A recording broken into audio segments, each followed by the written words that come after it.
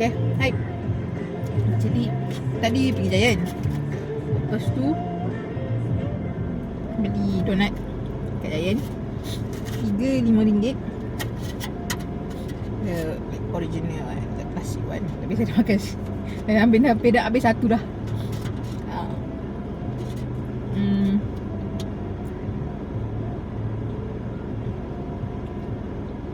Okey lah, tak adalah kata lembut sangat dia punya roti tu.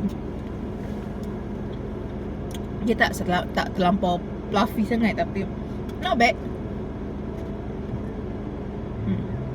Okey lah.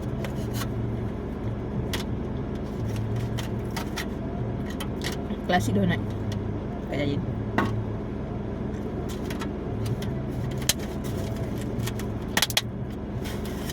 Lagi 2 kita simpan makan petang.